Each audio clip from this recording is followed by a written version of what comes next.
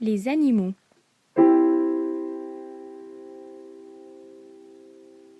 Est-ce que quelqu'un peut m'expliquer pourquoi dans les films, il y a toujours une vache dans les tornades? Non, mais c'est vrai. Pourquoi le vent s'en prend-il toujours à ces pauvres bovins? Même qu'il décorne les bœufs. Ou le fait-il vraiment? Dans l'étable, s'ils ont encore leurs cornes, il y a un danger qu'ils se blessent entre eux. L'accès à la nourriture peut être plus difficile et en plus, ils se tolèrent mieux. Tant de raisons pour les écorner. Pour ce faire, il était hautement recommandé d'être dans un champ parce que c'était assez sanglant. Par contre, les insectes, surtout les mouches, sont attirés par le sang. Je vous dis que c'est pas super pour la guérison. Alors, il était préférable de le faire lorsqu'il y avait de grands vents.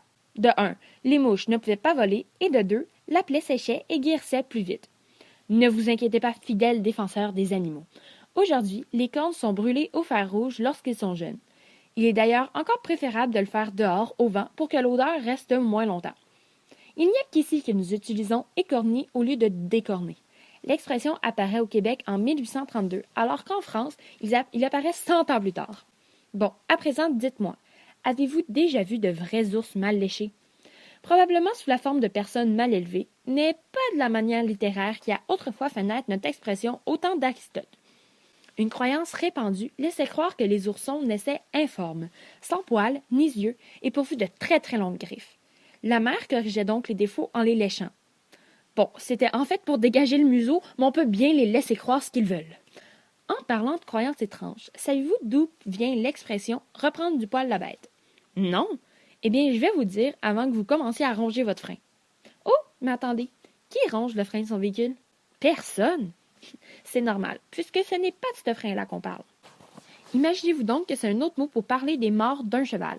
Vous savez, la pièce en métal qui se trouve dans le fond de sa bouche et qui sert à le diriger. Eh bien, si le cheval est à l'arrêt, il n'a rien de mieux à faire que de mordre, ronger son frein, pour patienter en attendant de repartir. Voilà, c'est tout. Donc, pour en revenir avec notre expression, reprendre du poil à la bête pour ceux qui ont de la misère à suivre mes va-et-vient, c'est tout simplement parce qu'il y a une vieille superstition qui date de l'Antiquité disant que pour guérir une morsure d'animal, rien de mieux que d'appliquer le poil de cette même bête ou ses résidus. L'expression a d'ailleurs des homologues en d'autres langues. En italien, on dit « du chien qui mordit, le poil guérit » et en espagnol, « se guérir avec les mêmes poils ».